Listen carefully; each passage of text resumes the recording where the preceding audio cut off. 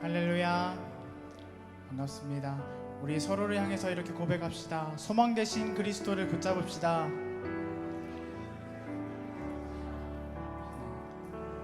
하이델베르크 요리문답이라는 곳에 제1문에 보면 이런 이야기가 있습니다. 살아서나 죽어서나 당신의 유일한 위로는 무엇입니까? 라고 물어보는 질문입니다. 그 질문에 대해서 답변을 하면 사나 죽으나 우리의 유일한 위로는 내가 주님의 것이라는 그 고백 가운데 있습니다. 아멘이십니까? 사나 죽으나 우리는 주님의 것이라는 것이 왜 유일한 우리의 위로가 되냐면 세상에 붙잡을 것 하나도 없지만 하나님께서 우리의 유일한 소망이 되셔서 우리의 삶을 주관하고 계신다는 그 사실이 우리를 위로하게 만드는 것입니다.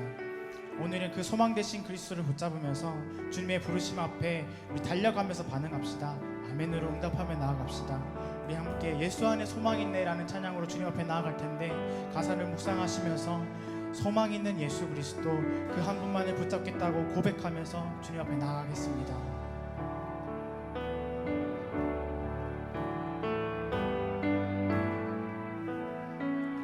함께 노래합시다. 예수 안에 소망 있네. 예수 안에 소망 있네. 내 빛과 힘 나의 노래 환난 중에 도우시는 주 나의 견고한 반석 크신 사랑 크신 평화 두려움에서 날 건지네. 내 위로자 내 모든 것 주 사랑 안에 서리라.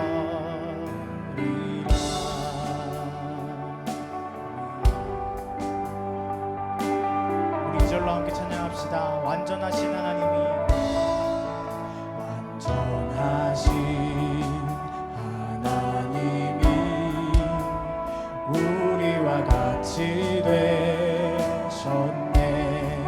주 사랑과 그 공의로 세상을 구원하셨네. 십자가에 주 달리사 그 진노를 거두셨네. 내 모든 죄 담당하신 주 은혜 안에 살리라. 죽임당한 세상의 빛 어둠 속에 누이셨네.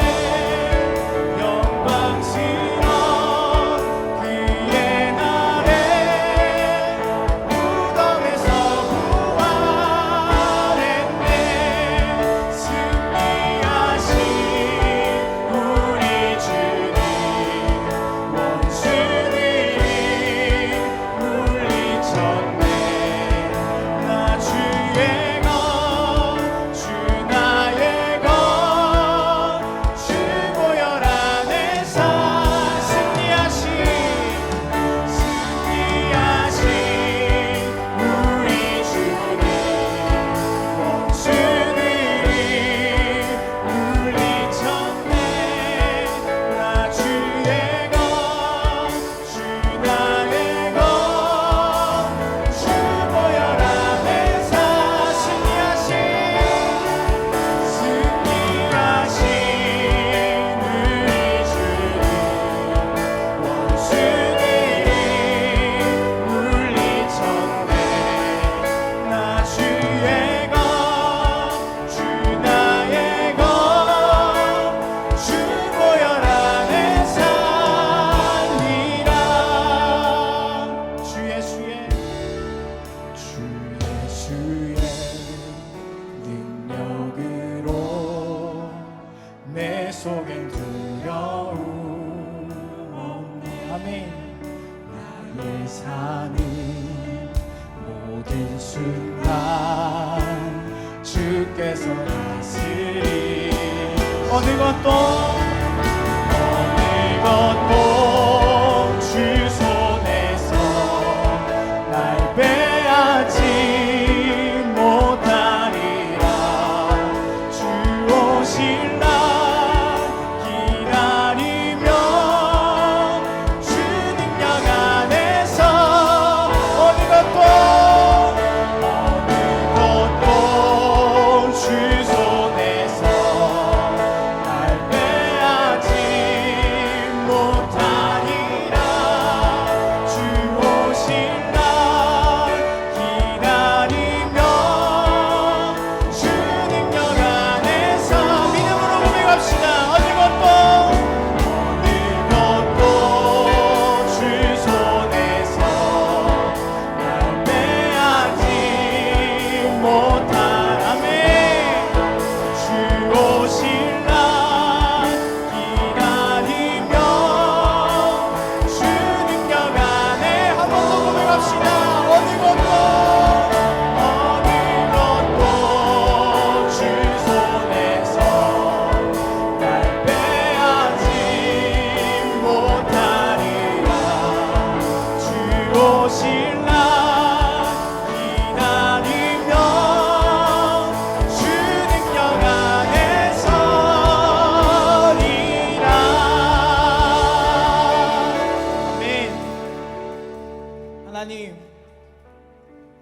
세상의 그 어떤 것도 환난과 기근과 박해와 시험과 고난이라 할지라도 우리를 향하신 그리스도의 사랑에서 우리를 끊어낼 수 없음을 고백합니다.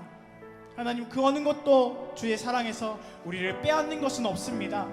주님, 끊임없이 우리를 사랑하시고 우리를 초대하시는 주님 앞에 우리가 예배함으로 반응하며 나아갑니다. 아멘으로 반응하며 나아갑니다. 믿음으로 반응하며 나아갑니다. 주여, 우리의 영적인 예배, 신령한 예배를 주여 받아주시옵소서. 감사드리며 예수님의 이름으로 함께 고백했습니다. 아멘.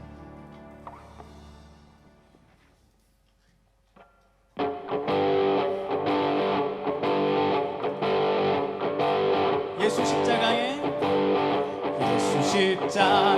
힘 비로소 그대는 씻기어 있는가. 더러운 죄 이게 하는 능력을 그대는 참이지 하는가. 예수의 보혈로 그대는 씻기어 있는가. 마음속에 여러 가지 죄악이 깨끗이 씻기어 있는가. 아멘. 소망 계신 그리스도를 붙잡으며 주님의 보혈을 붙잡으며 주님 앞에 나아갑시다. 다시 한번 고백합니다. 예수 십자가의 힘 비로소 그대는 씻기어 있는가. 더러운 죄 이게 하는 능력을 그대는 참. 한 번 더. 예수 십자가의 힘 비로소 그대는 씻기어 있는가. 더러운 죄 이게 하는 능력을 그대는 참지. 예수의 보혈로 그대는 씻기어 있는가. 마음속에 여러 가지 죄악이 깨끗이 씻기어 있는가. 주 예수와 밤낮으로 늘 함께 그대는 행동을 하는가. 아무 때나 어디든지 그대는 십자가 붙들고 주님 예수 다시 올 때 그대는 영접할 예복이 있는가. 그대 몸은 거룩한 곳 성전에 들어갈 준비가. 예수의 보혈로 그대는 씻기어 있는가. 마음속에 여러 가지 죄악이 깨끗이. 예수의 보혈로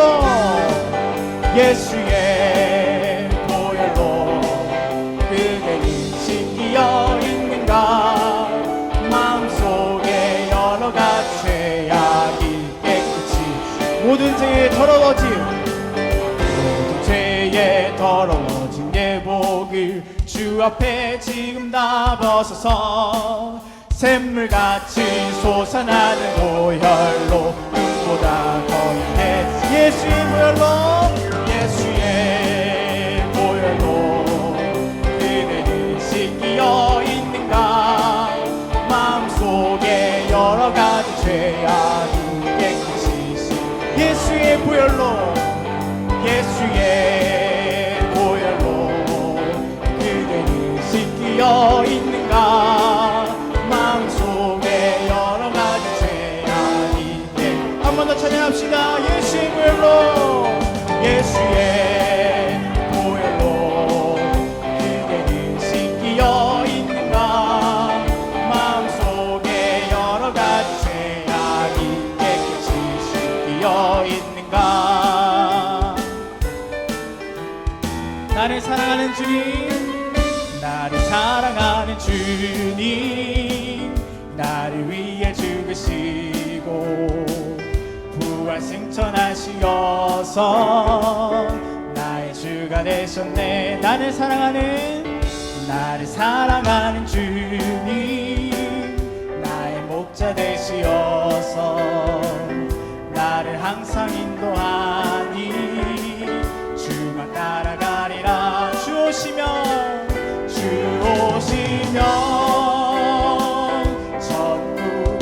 천국에서 주님과 살리라 영원토록 아멘 주 오시면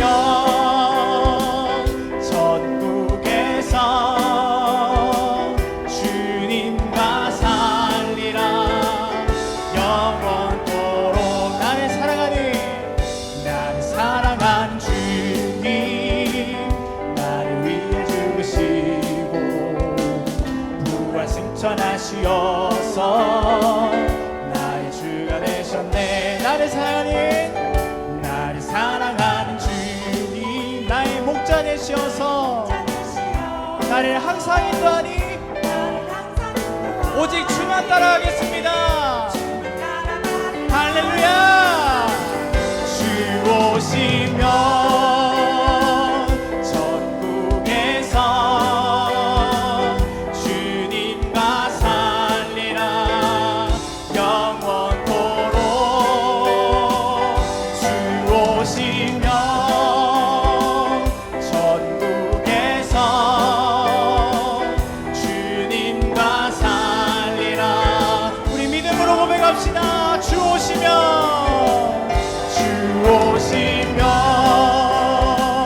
천국에서 주님과 살리라 영원토록 할렐루야 주 오시면 천국에서 주님과 살리라 우리 한 번 더 찬양합시다 주 오시면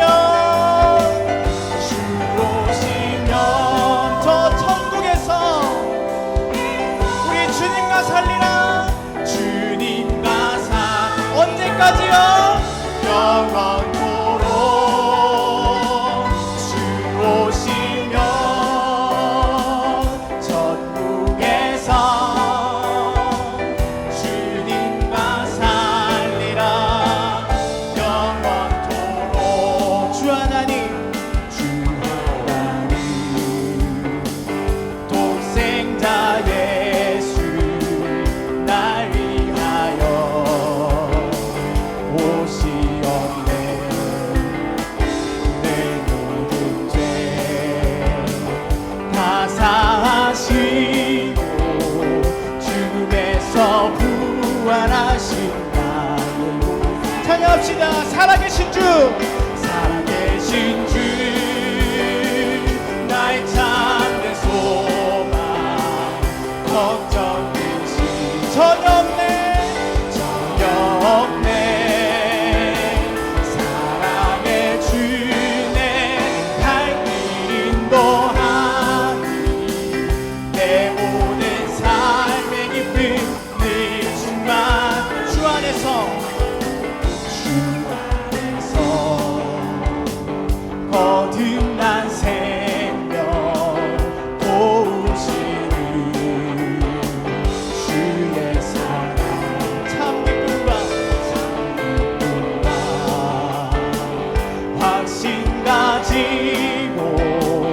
예수님의 도우심을 믿으며 고백합시다. 살아계신 주. 아멘. 걱정 근심 전혀 없네. 전혀 없네. 아멘. 사랑의 주네 갈 길 인도하니 내 모든 삶의 기쁨 늘 충만. 살아계신 주. 살아계신 주 나의 참된 소망. 걱정 근심 전혀 없네. 사랑의 주네 갈 길 인도하니 내 모든 삶의 기쁨. 우리 목소리 높여 3절로 고백합시다. 그 언젠가 주 뵐 때까지 주를 위해 싸우리라. 승리의 길 멀고 험해도 주님께서 나의 앞길 지켜주시. 살아계신 주. 살아계신 주 나의 참된 소망. 걱정 근심 전혀 없네. 사랑의 주네 갈 길 인도하니 내 모든 삶의 기쁨 늘 충만. 살아계신 주. 살아계신 주 나의 참된 소망. 그 소망으로 인해서 우리 모든 걱정과 근심이 다 사라집니다. 아멘. 사랑의 주네 갈 길 인도하니 내 모든 삶의 기쁨 늘 충만. 살아계신 주. 살아계신 주 나의 참된 소망. 걱정 근심 전혀 없네. 사랑의 주네 갈 길 인도하니 내 모든 삶의 기쁨 늘 충만하네. 아멘. 우리 하나님 영광의 박수 올려드립시다. 우리 모든 걱정과 근심을 주께 올려드립니다. 하나님 영광 받으소서.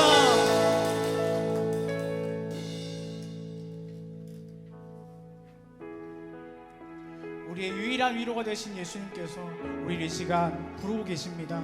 그분의 사랑 안으로 부르시고 계십니다. 우리 믿음으로 반응하시면서 아멘으로 응답하시면서 우리 찬양 마지막으로 같이 부르고 주님 앞으로 나아가겠습니다.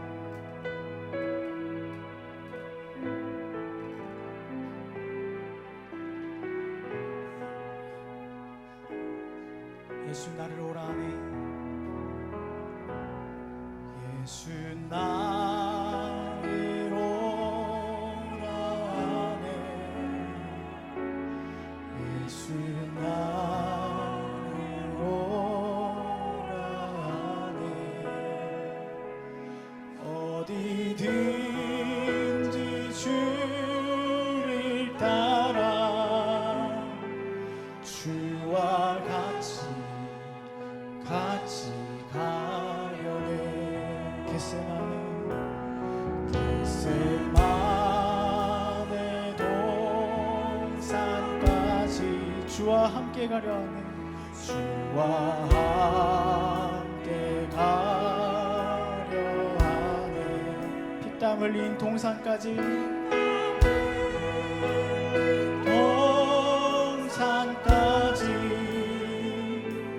주와 함께 가려네.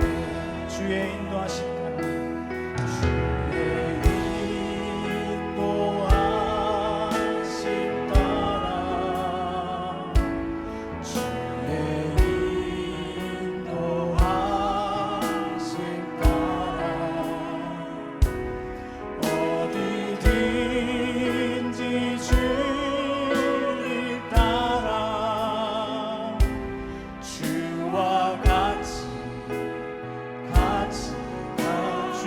인도하심 따라 주의 인도하심 따라 주의 인도하심 따라 어디든지 주를 따라 주와 같이 주가 크신 은혜 내려 주가 크신 은혜 내려 나를 항상 돌보시고 크신 영광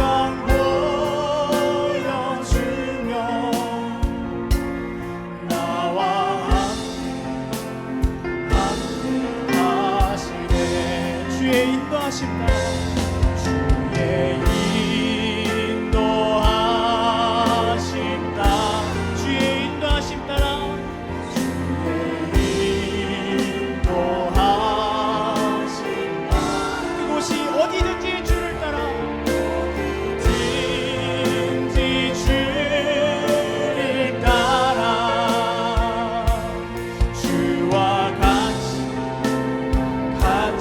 우리의 믿음을 드립시다. 주의 인도하심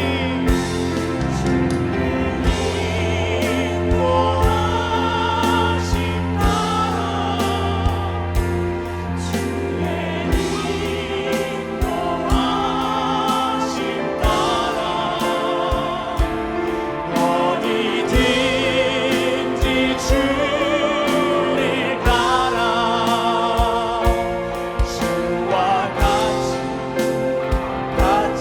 가려네 주의 인도하심 주의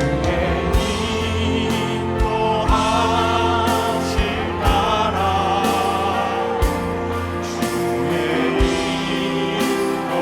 인도하심 따라 어디든지 주를 따라 아멘 그렇습니다 주님 그곳이 어디든지 주님과 함께 가겠습니다 주님과 같이 가겠습니다 우리의 믿음을 올려드리시면서 주의 한번 외치고 주님과 따라가겠노라고 고백하며 나아가겠습니다 주여 주님 주님과 따라가겠습니다 주님과 같이 가겠습니다 주님이 어디로 인도하시는지 주님이 선하신 주님이라는 것을 믿고 그 믿음을 반석으로 삼아 주님이 가신 길을 따라가길 원합니다 주여 우리의 발걸음을 인도하소서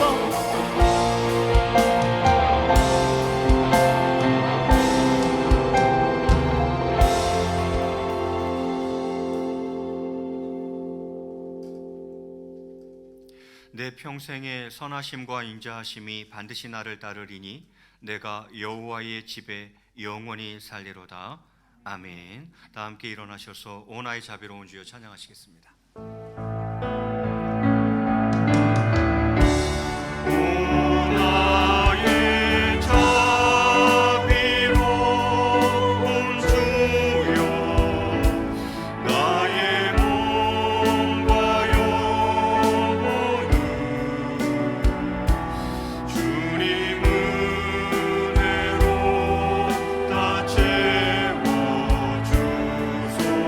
채워주소서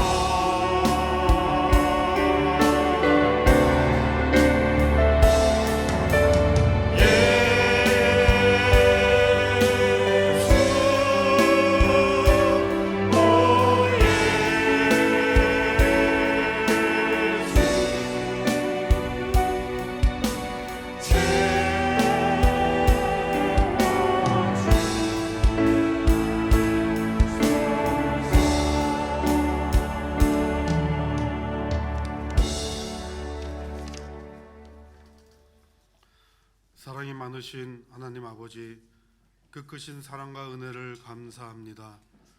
거룩한 주일을 맞아 하나님께 예배드림이 얼마나 큰 축복인지 알게 하시고 하나님의 거룩한 백성으로 구별된 삶을 살아가도록 인도하여 주시옵소서. 땅의 깊은 곳과 산들의 높은 곳, 바다도 육지도 그의 손이 지으셨으니 여호와 하나님은 크신 하나님이시요 모든 신위의 크신 왕이시오니 우리를 지으신 여호와 하나님 앞에 몸과 마음을 들여 경배하게 하여 주시옵소서. 죄와 사망의 권세 아래 있던 저를 끌어내시어 오늘 여기까지 인도하신 주님, 저희가 누리는 이 모든 것이 오직 하나님의 신실하심 덕분임을 잊지 않게 하여 주시옵소서. 은혜 아니면 한 걸음도 내디딜 수 없는 가난한 심령으로 회복시켜 주시옵소서.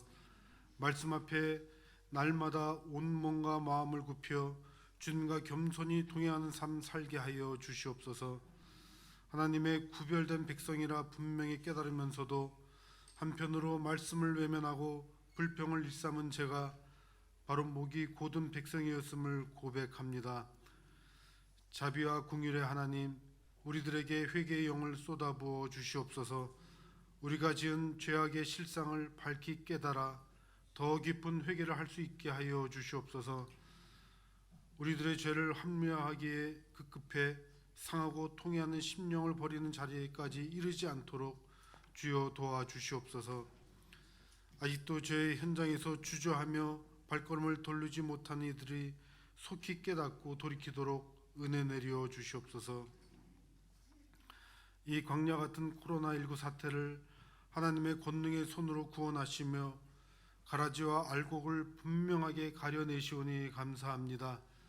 숨겨진 곳에서 모습을 드러내지 않던 어두운 악의 뿌리와 줄기와 악한 영향들이 명백히 드러나게 하셔서 주의 백성들로 보고 듣고 깨닫게 하시오니 또한 감사합니다.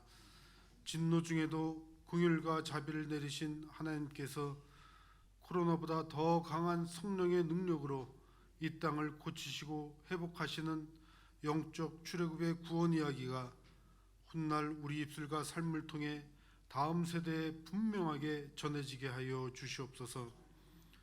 우리의 참 교사가 되시는 주님, 우리의 영원한 스승 되셔서 우리의 갈 길을 밝히 보이시고 주께로 인도하시오니 감사합니다. 주님을 닮아가며 주께서 주신 사명으로 학생들을 지도하는 교사들 위해 기도합니다. 기도의 능력이 말에 있지 않고 오직 그의 상한 심령과 간절함과 믿음에 있는 것처럼 아이들을 향한 교사들의 마음이 먼저 아이들을 향한 사랑과 영혼을 귀하게 여기는 심령 되게 하여 주시옵소서. 맡겨진 영혼들이 한 영혼이라도 곁길로 나가지 않도록 잘 살필 수 있는 교사들이 되게 하여 주시옵소서. 이들의 수고를 성령께서 위로하여 주시고 은혜를 더하여 주셔서 항상 기쁨이 넘쳐나는 삶이 되게 하시고 착하고 충성된 종이라 인정하시는 주님의 축복이 있게 하여 주시옵소서. 오늘도 말씀 들고 단위에 서시는 목사님을 성령의 능력으로 붙들어 주시옵소서. 세상의 모든 것은 가려주시고 오직 하나님께서 입술에 담아주시는 말씀만 선포하심으로 말씀을 통해 영적으로 재충전하고 더욱 사명에 충실한 믿음의 결단이 있게 하시고 하나님의 말씀을 저희의 감정과 견해와 지식으로 판단을 하지 않게 하여 주시옵소서. 예배의 순서를 맡은 모든 분들에게도 항상 함께 하셔서 성령의 인도하심을 받게 하여 주시옵소서. 이 모든 말씀 예수님 이름으로 기도하옵나이다. 아멘.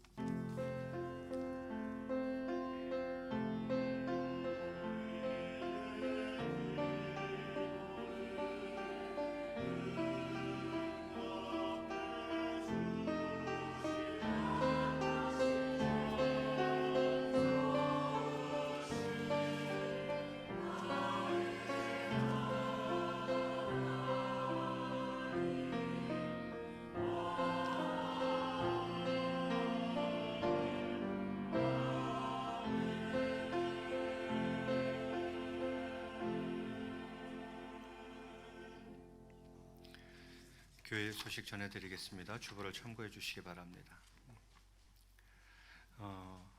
지금 코로나19로 인해서 철저한 방역을 하고 있고요. 또 거리를 유지하면서 계속 예배를 진행하도록 하겠습니다. 그리고 예배 가운데에도 마스크를 착용해 주시길 바라겠고요. 또 거리 유지를 위해서 혹시 일부 예배 참석도 가능하신 분들은 될수록 일부 예배 때에 많이 참석해 주시면 더 거리 유지가 용이하겠습니다. 오늘은 스승의 주일입니다.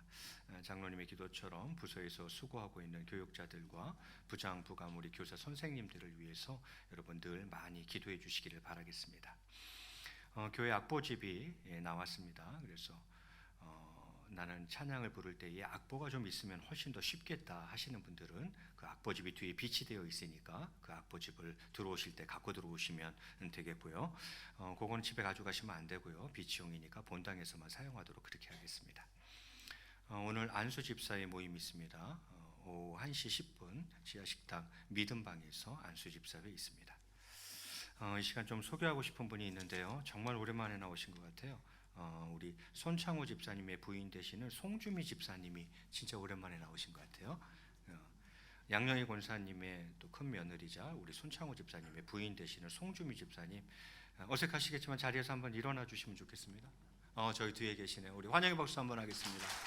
예, 반갑습니다. 환영합니다. 양영희 권사님도 무릎 수술 후에 또 회복하시고 오늘 이렇게 출석하셨습니다. 너무 감사합니다. 그러면 이제 정석껏 준비하신 예물 하나님 앞에 올려 드리겠습니다.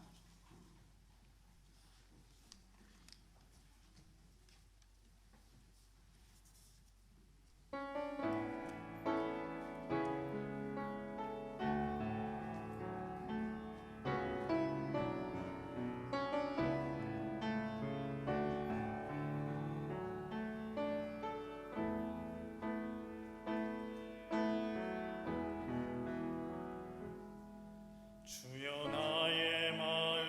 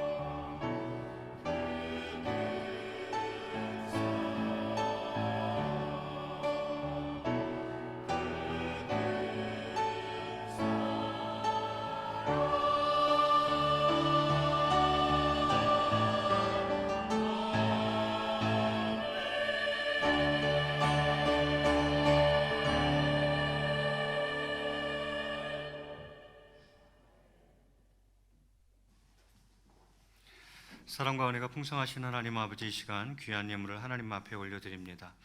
주일 예물로, 11조 예물로, 월정 헌금으로 범사에 감사하며 이 시간 귀한 예물을 드리오니 하나님께서 이 예물을 기쁘게 받아 주시옵소서. 특별히 어려운 이때에 사랑하는 성도님들 각 가정의 경제를 붙잡아 주시고 저들의 일터, 직장과 사업장 가운데에도 하나님께서 임재하시고 동행하여 주시기를 소원합니다. 하나님 아버지, 정말 저희들 다시 한번 우술추로 정결케 하시며 성령 충만하게 하시며 주 안에서 기쁨이 회복된 삶을 살아갈 수 있도록 역사하여 주시옵소서. 저희의 가정과 지금 이곳에 주님의 기쁨과 축복이 넘쳐나며 가득할 수 있도록 역사하여 주시옵소서. 이 시간 부족한 종 주의 말씀을 들고 섭니다. 죄인의 모습 십자가 그늘 뒤에 숨기시고 오직 하나님의 말씀만이 온전히 잘 증거될 수 있도록 은혜를 베풀어 주시옵소서. 감사하며 이 모든 말씀 우리 주 예수 그리스도 이름으로 기도드리옵나이다. 아멘. 이 시간 우리에게 주시는 하나님의 말씀은 전도서 9장 9절 말씀입니다.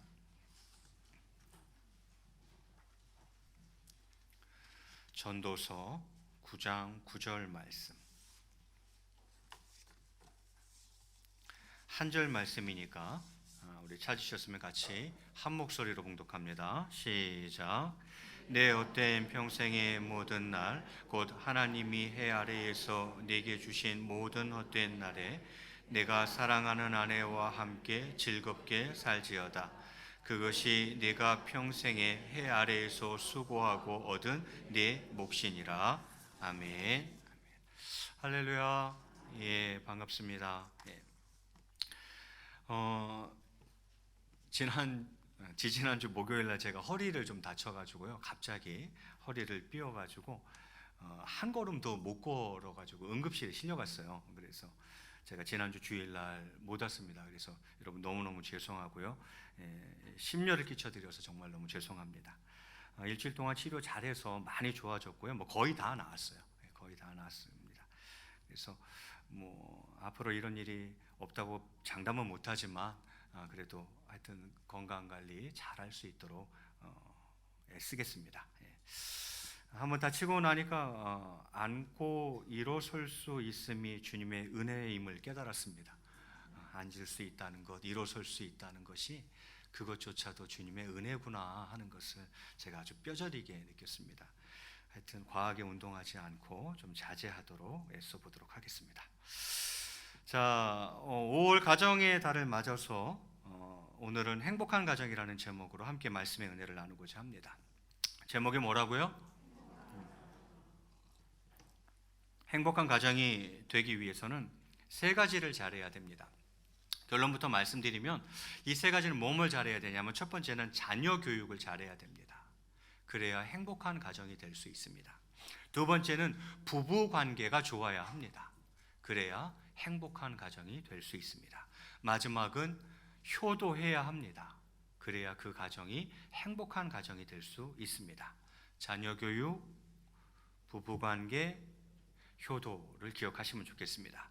그럼 먼저 자녀 교육부터 한번 살펴보려고 합니다. 시편 127편 3절 말씀에 보면 이렇게 기록하고 있습니다. 제가 봉독해 올리겠습니다. 보라, 자식들은 여호와의 기업이요 태의 열매는 그의 상급이로다. 자식들은 뭐라고요? 기업이다, 이렇게 이야기해요. 태의 열매라는 것은 자식들을 다르게 표현한 것뿐이죠. 자식은 상급이다, 이렇게 이야기하는 거잖아요. 그러니까 자식은 하나님이 주신 기업이요 상급이다, 이렇게 이야기를 하는 거죠. 이 귀한 자녀들을 그러면 어떻게 교육해야 합니까? 어떻게 교육해야 하겠습니까? 첫 번째는 하나님의 영광을 위하여 살도록 교육해야 합니다. 부모님들은 자녀를 학교에 보내면서 좋은 성적을 받으라고 압박을 가하기 일쑤입니다. 저도 그렇고요. 이번에 몇 등 하면 뭐 사줄게, 이번에 몇 등 안에 들면 아이폰 사줄게. 또 네가 열심히 공부하면 이 다음에 커서 좋은 직업 갖고 돈 많이 벌 수 있어 라고 말하는 부모가 적지 않습니다. 저도 그렇고요. 그런데 이것이 성경적인 목적입니까? 전혀 그렇지 않습니다. 성실한 사람이 풍부한 보상을 받는다는 생각을 부정하는 것이 아닙니다. 예. 성실한 사람이 풍부한 보상을 받는다는 생각을 부정하는 것이 아닙니다. 물론 그것은 사실입니다. 그러나 단순히 보상을 목적으로 일할 수는 없습니다. 예. 아이폰을 얻기 위해서, 좋은 직업을 얻기 위해서, 돈을 많이 벌기 위해서 이 단순한 보상을 목적으로 일하거나 공부하거나 살 수는 없다는 것입니다. 중요한 것은 아이가 하나님을 위해 자기 일을 성실히 해야 한다는 것을 배우는 것입니다. 하나님을 위해, 하나님의 영광을 위해, 그의 나라를 위해 내게 주어진 일을 성실히 해야 된다는 것을 배우는 것이 중요합니다. 하나님의 영광을 위해 살아야 한다는 것을 아이들에게 가르치는 것이 자녀 양육의 주된 목적입니다. 부모는 자녀들에게 모든 인생의 진정한 의미는 참되시고 살아계신 하나님을 알고 그 하나님을 섬기는 데 있다고 가르쳐 주어야 합니다. 가장 성공한 사람은 가장 실패한 인생도 될 수 있다는 사실을 알아야 합니다. 하나님을 무시하고 살아도 좋을 만큼 성공한 인생은 없습니다. 가장 성공했다고요? 아니요. 가장 실패한 인생일 수도 있어요. 하나님을 무시하고 하나님을 알지 못하고 살아도 좋을 만큼 성공한 인생이란 없습니다. 그래서 고린도전서 10장 31절에 사도 바울이 무엇이라 이야기합니까? 그런즉 너희가 먹든지 마시든지 무엇을 하든지 다 하나님의 영광을 위하여 하라, 이렇게 이야기하는 거죠. 여러분, 자녀로 하여금 하나님의 영광을 위하여 살도록 가르쳐야 합니다. 아주 어려서부터 가르쳐야 돼요. 하나님을 위해서, 하나님의 영광을 위해서, 그의 나라를 위해서 살아야 돼. 그걸 위해서 너는 공부하는 것이고, 그것을 위해서 일해야 하고, 그것을 위해서 살아가야 돼. 이걸 아주 어렸을 때부터 가르쳐야 합니다. 아이들을 그저 아이폰 얻기 위해서 공부하는 아이들로 키우지 마세요. 좋은 직업 얻고 돈 많이 버는 것이 목적인 양 아이들을 그렇게 키우지 마세요. 그것은 성경적 목적이 아닙니다. 물론 열심히 일하면, 열심히 공부하면 그에 따른 보상이 없다는 얘기는 아닙니다. 그러나 우리 믿는 자들은 그보다 훨씬 더 중요하고 큰 목표와 목적을 가지고 살아야 한다는 것입니다. 그래서 자녀 교육 첫 번째 저는 꼭 말씀드리고 싶은 것은 아이들을 하나님의 영광을 위해서 살아가도록 그렇게 어려서부터 키우십시오. 두 번째는, 자녀 교육에 있어서 두 번째는 하나님의 은혜가 있어야 합니다. 하나님의 은혜 없이 자녀들은 믿음 안에서 성장할 수 없고, 하나님의 말씀 없이 나아갈 삶의 목표를 바로 세우기는 어렵습니다. 농부가 밭에 씨를 뿌리고 열매를 거두기까지 흘리는 수고의 땀은 이루 헤아릴 수 없습니다. 그러나 농부의 수확은 농부만의 노력의 결과가 아닙니다. 하나님께서 주신 햇살과 하나님께서 주신 비와 비옥한 토지 위에 노력한 결과인 것입니다. 자식 농사도 마찬가지입니다. 내 노력과 관심으로 자녀들이 잘 자라는 것이 아닙니다. 하나님의 은혜가 있어야 합니다. 내 마음대로 제일 안 되는 것 중에 하나가 자녀예요. 자녀 교육이요? 내 힘으로 될 것 같아요? 그렇지 않습니다. 하나님이 도와주셔야 돼요. 하나님의 은혜가 있어야 해요. 그런데 현대 가정은 하나님 나라를 위한 삶보다는 이 땅에서의 가치를 더 많이 이야기하고, 기도할 시간도 성경 읽을 시간도 충분히 갖지 못하고 살아갑니다. 하나님의 은혜를 구하지 않습니다. 자식의 힘으로, 부모의 노력으로 살아가려고 합니다. 여러분, 절대 자녀 교육 그렇지 않습니다. 하나님 은혜 아니면, 하나님 도와주시지 않으면 안 되는 게 자녀 교육이에요. 그런데도 자녀와 나누는 대화들, 자녀 때문에 나누는 부부 대화들 가만히 들어보세요. 하나님 나라를 위한 삶보다는 이 땅에서의 가치를 더 많이 이야기하고, 공부할 시간, 학원 갈 시간이 있을지 모르겠지만 기도할 시간도 없고 성경을 읽을 시간도 충분히 갖지 못하고 살아갑니다. 무엇입니까? 하나님의 은혜를 구하지 않습니다. 여러분, 자녀 교육 하나님의 은혜를 구해야 합니다. 하나님이 키워주시는 거예요. 하나님이 키워주시는 거예요. 자녀 교육 세 번째는 함께하는 시간의 중요성을 저는 말씀드리고 싶습니다. 아이들의 손에 비싼 선물을 안겨주는 것도 좋지만 아빠의 손을 자주 선물해 주시기 바랍니다. 엄마의 손을 자주 선물해 주시기 바랍니다. 그냥 애들한테 그냥 비싼 선물을 자꾸 갖다 앵기려고만 하지 말고 아빠의 손을 자주 선물해 주어야 합니다. 퇴근한 아빠가 제가 깜빡 잊어버릴까봐 미리 말씀드리는데 오늘 설교 후 찬양은 예루살렘대 찬양대가 했던 그 곡으로 설교 후 찬양을 하고 싶어요. 미리 좀 준비해 주시면 좋겠어요. 자, 퇴근한 아빠가 아이에게 물었습니다. 아이가 이제 퇴근한 아빠한테 묻는 거예요. 아빠 한 시간에 얼마 벌어? 이 꼬마아이가 아빠 한 시간에 얼마 버세요? 이렇게 묻습니다. 아빠는 퉁명스럽게 10,000원이다. 그거 알아서 뭐 하게? 방에 가서 공부나 해! 라고 했습니다. 아이는 조용히 자기 방으로 돌아갔습니다. 아빠는 아이에게 너무했다는 생각이 들어 아이 방에 가서 너 돈이 필요했니? 라고 물었습니다. 그러자 아이가 아빠 5,000원만 빌려주세요 라고 하는 겁니다. 그래서 아빠가 5,000원을 주자 아이는 자기 지갑에서 5,000원을 거기다 합쳐가지고 10,000원을 아빠에게 다시 건네며 아빠 10,000원 줄 테니까 1시간만 제 얘기 들어주세요. 1시간만 10,000원 주면서 1시간만 제 얘기 들어달래. 자녀를 사랑하시죠? 자녀에게 시간을 내십시오. 자녀에게 아빠의 손을 빌려 주어야 합니다.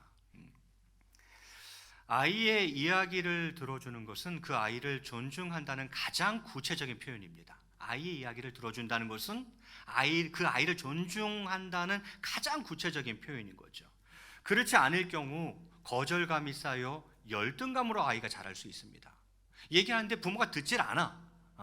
그 거절감을 자꾸 겪는 거예요. 그럼 아이들은 열등감을 가지고 자라갈 수 있다는 거죠. 아이들의 이상 행동은 부모가 경청하지 않았기 때문에 주의를 끌려는 의도에서 생긴 경우가 많습니다. 애가 자꾸 이상한 행동을 해요. 일탈 행위를 해요. 그건 부모가 경청하지 않았기 때문에 주의를 끌려는 의도에서 생기는 경우가 많다 이 말이죠. 경청해 주면 아이의 이야기를 잘 들어주면 아이는 자기가 사랑받고 있음을 온몸으로 느낄 것이며 정신적인 건강은 물론 자신을 귀하게 여기는 건강한 사람이 될 것입니다. 함께 하는 시간이 중요해요. 아이의 이야기를 그때 잘 들어주는 것이 중요하다 이 말이죠. 그리고 가끔 부모님들이 자녀들을 야단치는 것을 보면 그것은 자녀에 대한 훈계와 양육이 아니라 그것은 독선적인 분노를 바라는 것에 불과합니다.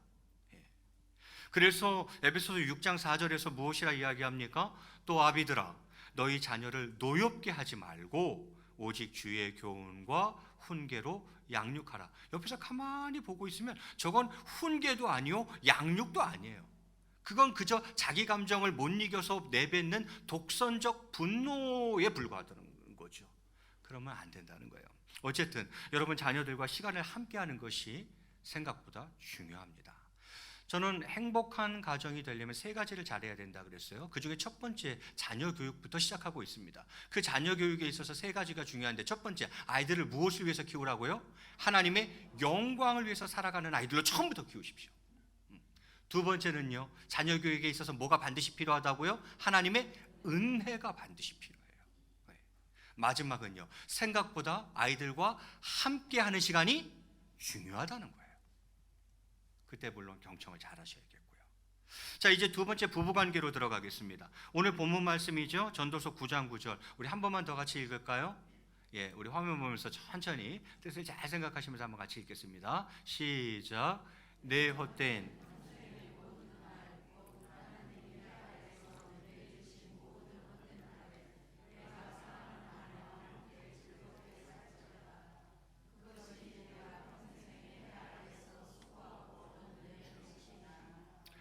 구절 중간에 보면 이렇게 되어 있어요. 사랑하는 아내와 함께 즐겁게 살지어다. 그것이 구절 끝자락에 보면 그게 뭐다? 네 몫이다 이렇게 이야기해요. 부부관계.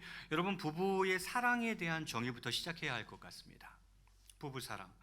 제가 부모님 사이에서 보았던 사랑은, 제가 부모님에게서 보았던 사랑은 신혼부부의 열정이라기보다는 인생의 고점과 저점을 동행하는 차분한 헌신에 가까웠습니다. 저희 부모 세대 분들이 다 그렇죠, 뭐 사실. 무슨 요즘 젊은이들처럼 그렇게 알콩달콩하게 살지는 않았어요. 그런데 가만히 그분들의 살아온 삶과 그분들의 사랑을 가만히 보세요. 그것은 인생의 고점, 가장 기쁠 때나 인생의 저점, 가장 힘들고 아플 때나 그 모든 순간 인생의 고점과 저점을 동행하는 서로를 향한 차분한 헌신이었던 것 같아요. 그게 제가 보는 사랑이었어요.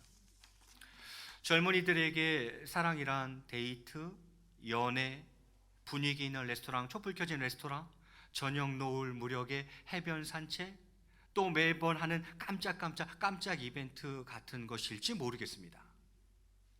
또 요즘 보면 또 영화나 드라마에서는 열렬한 키스 한 번에 따분한 남편을 헌신짝처럼 버리고 정체불명의 나그네를 따라 나서는 주부가 무슨 마치 진짜 사랑을 발견한 것처럼 그렇게 그리기도 합니다.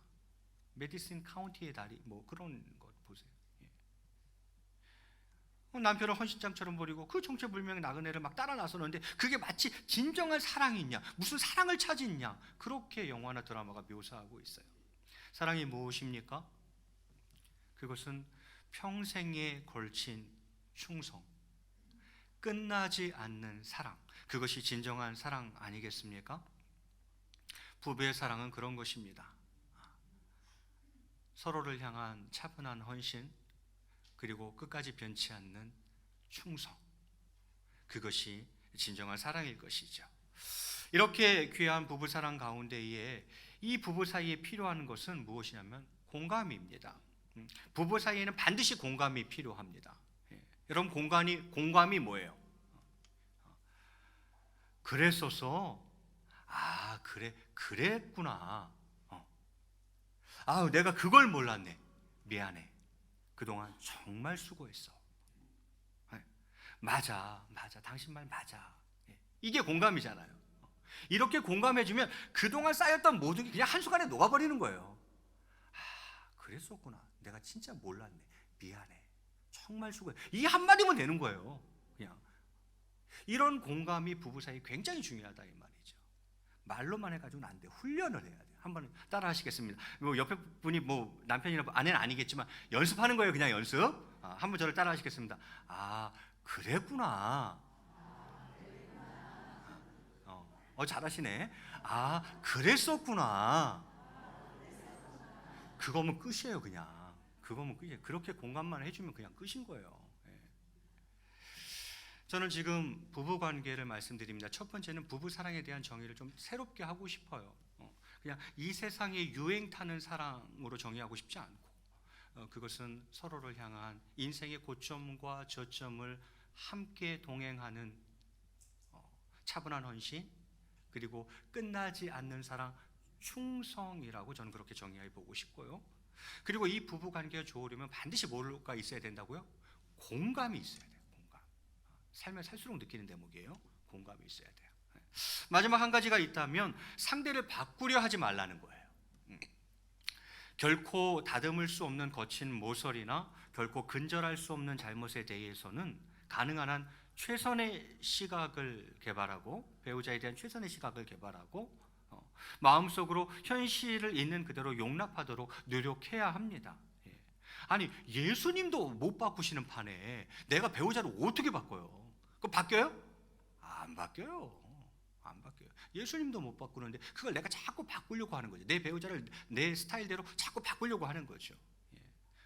여러분, 정신건강의 제1원칙은 바꿀 수 없는 것을 용납하는 것입니다. 그게 정신건강에 좋아요. 이건 도저히 바꿀 수 없는 것에 대해서는 용납하는 거예요. 있는 그대로를 용납하는 겁니다. 그것을 최선의 시각으로 바라보며 현실 있는 그대로를 내 마음속으로 용납하는 거죠. 그러지 않으면 자기가 힘들어서 못 살아요. 솔직히 말해서. 우리는 자신이 통제할 수 없는 나쁜 상황 때문에 쉽게 엉망이 되지만 또한 그것을 견디기로 결심할 수도 있는 겁니다. 그렇게 마음속에 결심하는 거예요. 그래, 내가 자꾸 배우자를 바꾸려고 하지 말자. 주님도 못 바꾸는 판에 내가 어떻게 바꿔? 저 사람의 있는 모습 그대로를 내가 좀 용납해 주자. 마음속으로 그렇게 결단하고 결심하는 것입니다. 예.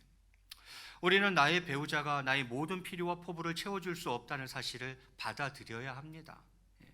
한 인간이 다른 사람의 가슴 속에 있는 모든 바램과 모든 소망을 다 만족시켜주는 일은 거의 없습니다. 왜냐하면 인간은 모두 약점과 결점, 초조함과 피곤함을 지닌 존재이기 때문입니다. 그래서 훌륭한 결혼 생활이라는 것은 완전함이 아니에요. 훌륭한 결혼 생활이란 완전함이 지배하는 그런 것이 아닙니다.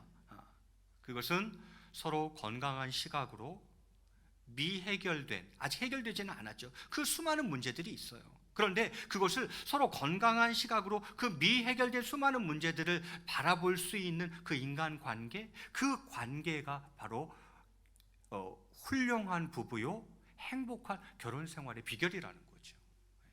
우린 완전해야 할 것이라고 생각하지만 완전함이라는 것 자체가 거의 불가능해요.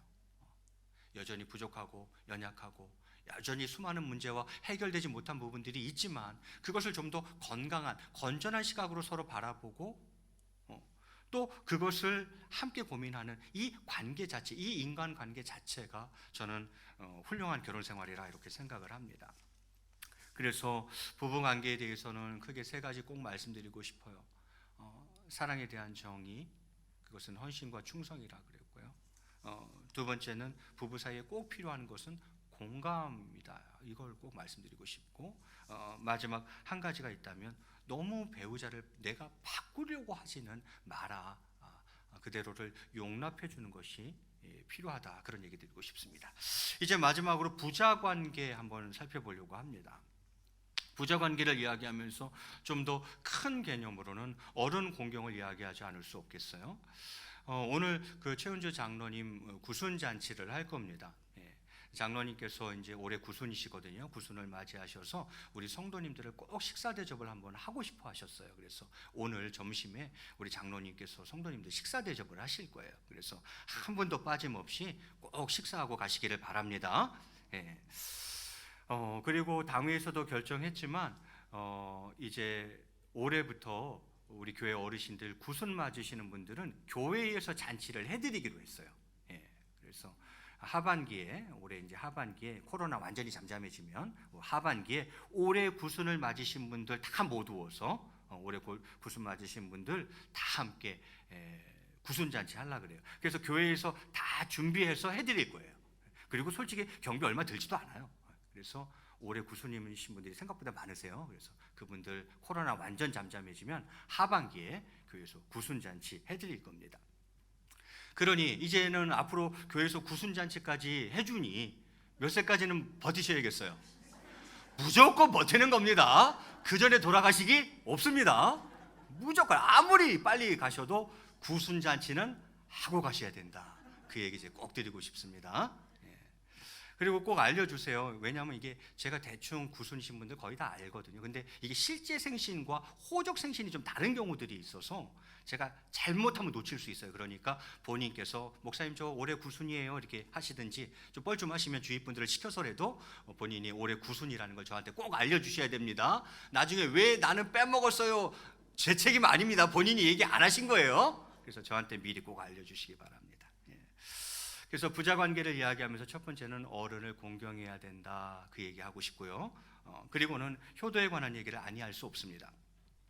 그래서 제가 설교를 준비하면서 부모라는 단어를 성경에서 몇 번이나 나오나 쫙 다 검색을 한번 해봤어요. 무지하게 많이 나오더구만요. 그 중에서 몇 개 중요한 구절만 뽑아봤는데 출애굽기 20장 12절에 먼저 이렇게 하나님께서 말씀하십니다. 우리 같이 한번 읽을까요? 시작.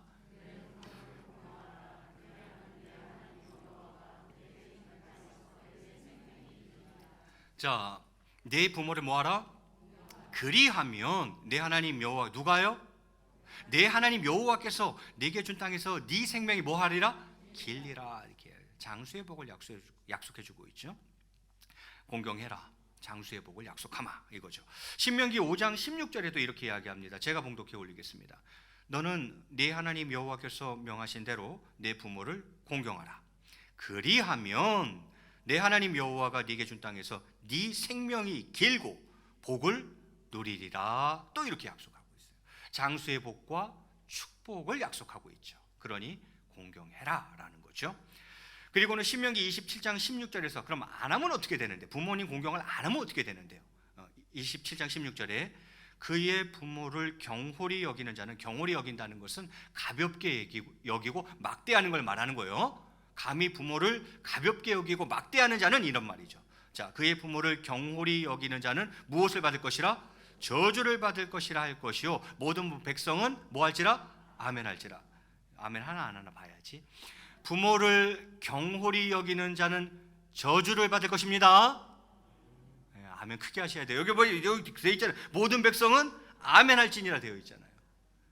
절대 부모를 가볍게 여기거나 절대 부모를 없인 여기는 일이 있어서는 안 되겠어요. 하나님께서 공경하는 자에게 장수와 축복을 약속하셨던 것처럼 부모님을 경홀히 여기는 자는 반드시 저주로 갚겠다 약속하신 거예요. 이것이 신약에 넘어오면서 사도 바울은 에베소서 6장 1절에서 이렇게 기록하고 있습니다. 자녀들아, 주 안에서 너희 부모에게 순종하라. 이것이 옳으니라. 이렇게 되어 있어요. 자녀들아, 주 안에서 너희 부모에게 뭐 하라고요? 순종하라. 이 일이 옳다. 이렇게 이야기해요. 그런데 여기 이제 주 안에서라는 단서는 달려 있죠. 주 안에서라는 건 무슨 뜻이에요? 하나님 뜻에 크게 위배되지 않으면, 말씀에서 벗어난 얘기가 아니면, 그게 죄가 아니면 부모님 말씀에 뭐 하라는 거예요? 순종하라는 거예요. 아니 말씀에서 벗어나고 하나님 뜻에 위배되고 그거 하면 죄일 것 같은데 그것까지 순종할 수는 없다는 거예요. 그러나 그런 것이 아니라면 뭐 하는 것이 옳으니라? 부모님께 순종하는 것이 옳다, 옳은 일이다. 이렇게 성경이 이야기하죠. 그리고 이 절에서 바로 이어서 뭐라고 이야기합니까? 내 아버지와 어머니를 뭐하라? 공경하라. 이렇게 되어 있어요. 이것은 약속이 있는 첫 계명이다. 이렇게 이야기해요. 이제는 1절에서는 순종하라 그랬고 2절에서는 뭐하라고 되어 있어요? 공경하라 되어 있어요. 그런데 주 안에서라는 단어가 2절에 있어요? 없어요? 없어요. 순종하라 그럴 때는 주 안에서라는 단서가 있었지만 2절에서 공경하라 그럴 때에는 아예 단서가 없어요. 그 말은 무슨 말입니까? 공경은 무조건 해야 된다는 거예요. 부모를 공경하는 것은 부모라는 그냥 이유 하나만으로도 무조건 해야 된다는 거예요. 부모를 공경해야 된다. 물론 순종은 주 안에서 해야 돼요. 말씀에 위배되지 않고 하나님 뜻 어기는 것 아니고 죄가 아니면 순종하라. 이건 주 안에서 해야 되는 건 맞아요. 순종은. 그러나 공경은 조건이 없어요. 부모라는 이유 딱 그 한 가지만으로도 부모는 무조건 뭐 해야 된다고요? 공경해야 된다. 이렇게 성경이 가르치고 있어요.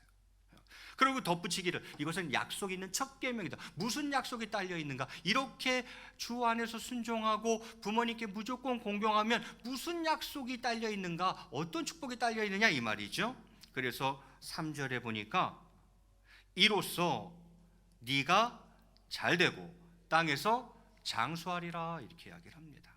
네가 잘 되는 것은 무엇입니까? 형통이죠. 장수의 형통과 장수의 복을 또 약속하고 있어요. 구약에서도 그거 다 약속했죠. 신약에서도 똑같이 형통의 복과 장수의 복을 약속하고 있다 이 말이죠. 오늘 같은 날은 여러분의 자녀들이 이 자리에 있었어야 되겠어요? 없었어야 되겠어요? 이런 날은 반드시 자녀를 데리고 왔었어야죠. 여러분이 못하는 얘기 지금 제가 다 해드리잖아요 지금. 그죠? 이제 말씀을 맺을까 합니다. 오늘 저는 행복한 가정을 이루는 데에는 세 가지가 필요하다 그랬어요. 첫 번째, 자녀 교육 중요합니다. 그래야 가정이 행복할 수 있어요. 자녀 교육을 잘해야 가정이 행복할 수 있어요. 두 번째, 부부 관계가 좋아야 됩니다. 마지막은요, 부자 관계가 중요하죠. 자, 자녀 교육에서는 세 가지 뭐라고 말씀드렸어요? 아이들을 어떻게 키우라고요? 하나님의 영광을 위하여 공부하고 일하고 살아가는, 하나님을 위해, 하나님의 영광을 위해, 그 나라를 위해 살아가는 아이들로 키워야 된다 그랬어요. 두 번째는 하나님의 은혜 아니고 자녀 교육 불가능합니다. 하나님의 은혜를 구해야 합니다. 마지막은요, 함께하는 시간이 생각보다 중요하다 그랬어요. 그 시간을 통해서 아이들의 이야기를 잘 들어주세요. 두 번째, 부부관계 이야기였습니다. 첫 번째는 그 부부 사랑에 대한 정의를 제 나름대로 성경적으로 정의해 보았어요. 하나는 무엇입니까? 사랑은 헌신이에요. 그리고 그것은 변치 않는 서로 간의 충성입니다. 그것을 전 부부 사랑이라고 보고, 이 부부 관계에서는 뭐가 꼭 필요하다? 공감해 주는 게 굉장히 필요합니다. 그리고 마지막은 배우자를 자꾸 내 스타일로 바꾸려고 하지는 마라. 예수님도 못 바꾸니까.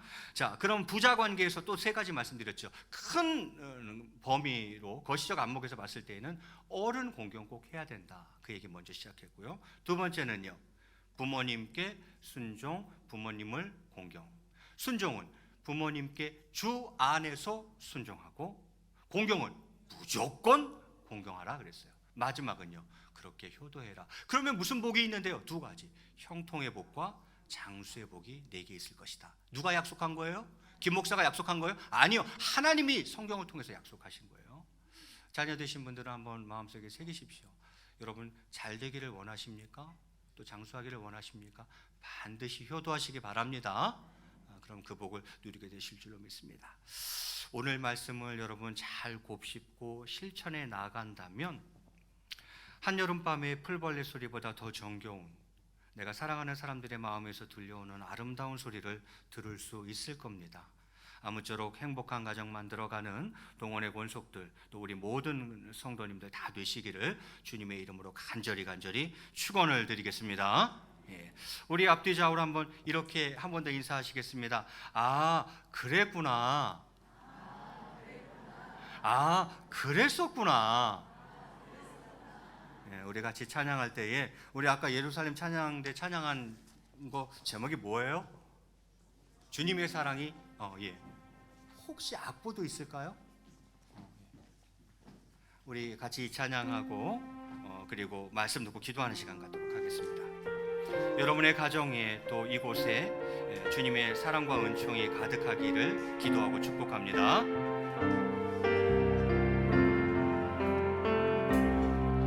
주님의 사랑이 이곳에 가득하기를 기도합니다. 주님의 평화가 우리들 가운데 있기를 원합니다. 주님의 은총이 이곳에 가득하기를 기도합니다. 주님의 기쁨이 우리들 가운데 있기를 원합니다. 때로는 지치고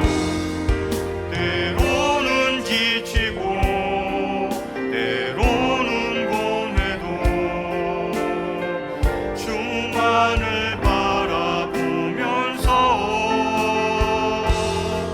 세상의 고통이 내게 닥쳐와도 주만을 사랑하리라.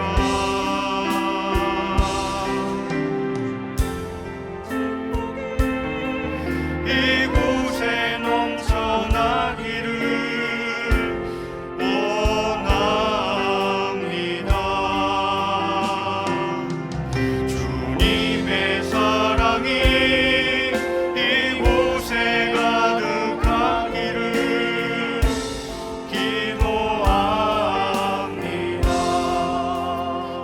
더 찬양할 건데요. 2절로 한번 찬양했습니다. 어떤 그분이 그런 우스운 이야기를 하더라고요.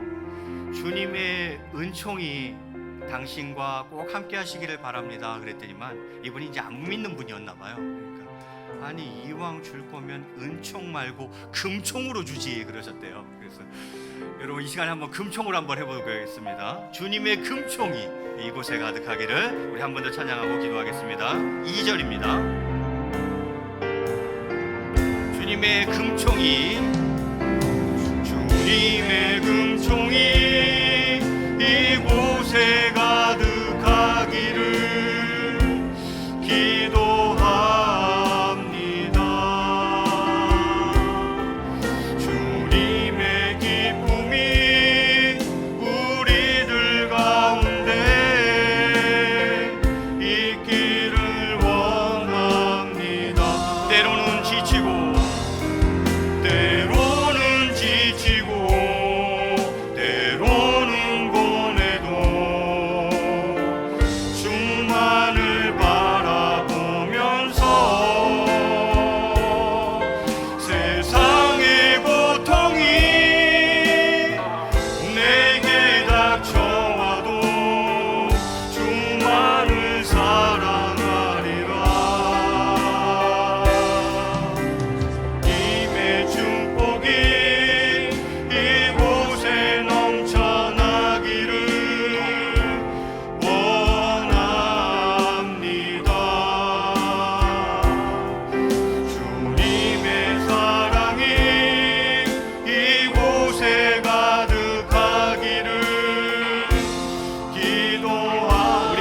주님에게 손을 쭉 뻗어서 한 번 더 찬양합니다. 주님의 축복이 이곳에, 주님의 축복이 이곳에 넘쳐나기를 원합니다. 주님의 사랑이 이곳에 가득하기를 기도합니다.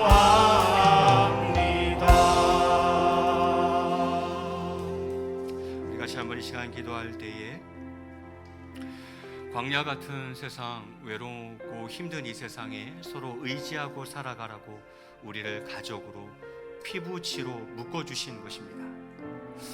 이 인생이 행복하려면 그 가정, 그 가족이 행복해야 내 인생이 행복할 수 있는 것이겠죠. 여러분은 어떠신지요? 또 여러분의 가정은 어떠신지요?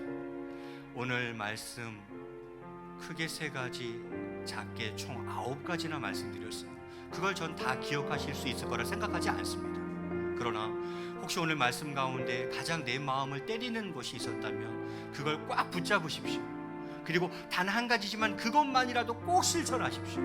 그러면 여러분의 가정이 조금 더 행복한 가정으로 변화되는 것을 경험하게 되실 것입니다. 오늘 말씀 가운데에 여러분 마음에 주신 주님의 말씀 가지고 한 1, 2분간만 주님이랑 한번 크게 부르시고 자신과 가정 위에 기도합니다. 주여, 사랑과 은혜가 풍성하신 하나님 아버지, 5월 가정의 달을 맞이하여서 하나님 아버지 행복한 가정, 과연 어떠한 가정이 행복한 가정일 수 있는가를 저희들 살펴보게 하시니 참으로 감사를 드립니다. 하나님 아버지, 정말 저희들 자녀가 우리 가정 가운데 차지하는 비중이 작지 않을지인데 저희들 자녀 교육을 어떻게 하고 있는지, 정말 하나님의 영광을 위해서 살아가는 아이들로, 하나님을 위하여 그의 나라를 위해 살아갈 수 있는 자녀들로 양육하는 저희들 되게 도와주시고, 이 자녀들 너무나도 어렵습니다. 하나님의 은혜가 아니면 안 되겠습니다. 하나님의 은혜를 구하며 이것을 감당하게 하시되 함께하는 시간의 소중함을 기억하게 하시옵소서. 저들과 함께 이야기하며 저들의 이야기를 잘 경청하는 지혜로운 부모가 될 수 있도록 주님은 총 베풀어 주시옵소서. 하나님 아버지, 부부관계도 돌아보았습니다. 무엇이 사랑입니까? 하나님 아버지, 서로를 향한 차분한 헌신과 끝까지 변하지 아니하는 서로를 향한 충성이 진정한 사랑이 아닌지, 하나님 아버지, 서로 공감해 주면서 정말 배우자를 바꾸려고 하지 않고 용납하며 하나님 아버지 그렇게 하나를 이루어가는 저희 부부들 다 되게 도와주시기를 원합니다. 또 하나님 아버지, 또한 우리 부모님들을 생각해 봅니다. 먼저는 어른들을 공경하는 저희들 되게 하시고 부모님께 주 안에서 순종하며 정말 부모님께 무조건 공경하면서 살아가는 저희들 되게 하시고, 그렇게 효도하며 살아갈 때에 형통과 장수의 복을 약속해 주셨사오니 이 복을 다 받아 누리는 자녀들이 될 수 있도록 주님은 총 베풀어 주시기를 원합니다. 참으로 힘든 시대를 살아가고 또 악한 사회를 살아갑니다. 아무쪼록 정말 우리 동원의 본속들과 우리 모든 성도님들 정말 행복한 가정을 이루어갈 수 있도록 은혜를 베풀어 주시옵소서. 오늘 말씀 가운데 단 한 가지라도 부여잡게 하시고 그 말씀을 정말 직접 실천함으로 말미암아, 진짜 실천함으로 말미암아 우리의 가정이 조금 더 나은, 조금 더 행복한 가정으로 변화되어져 갈 수 있도록 은혜를 베풀어 주시기를 원합니다. 하나님 아버지, 우리 동무교회 꼭 기억해 주시고 각가지 기억해 주시고 이 은혜와 축복을 저희들 가운데 허락하여 주시옵소서. 주님께서 은혜 베풀어 주실 줄 믿습니다. 하나님 아버지, 역사해 주옵소서. 인하여 주시옵소서. 사랑과 은혜가 풍성하신 하나님 아버지, 우리 동원의 권속들 각 가정, 우리 성도님들 꼭 행복한 가정 일구어 갈 수 있도록 축복하여 주시옵소서.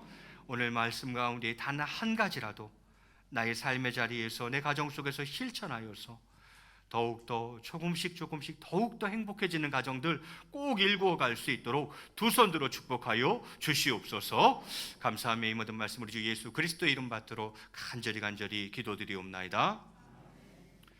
이제는 우리 주 예수 그리스도의 놀라우신 은혜와 성부 하나님의 극진하신 사랑과 성령님의 교통하심과 감화 감동 위로 충만하신 은혜가 오늘 말씀을 실천하여 행복한 가정 잘 일구어 가기로 이 시간 마음속에 굳게 결단하는 사랑하는 성도님들의 심령 위에와 저희들의 가정과 부모님과 자녀들 위에 이제로부터 영원토록 함께 계실지어다. 아멘.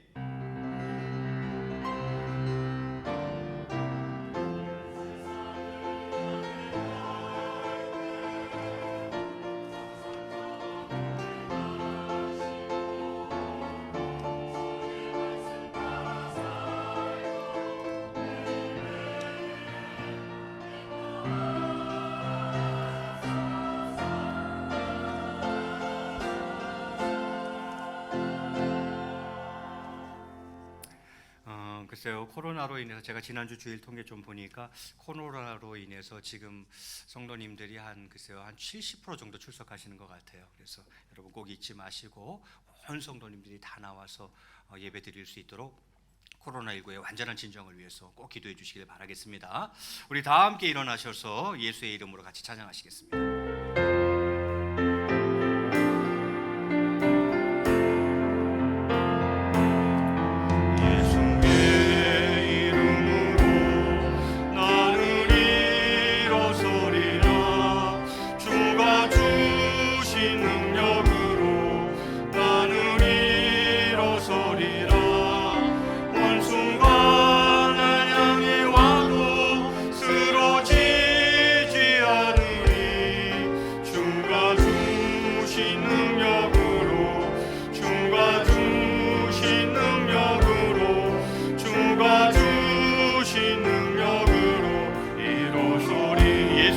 나는 일어서리라.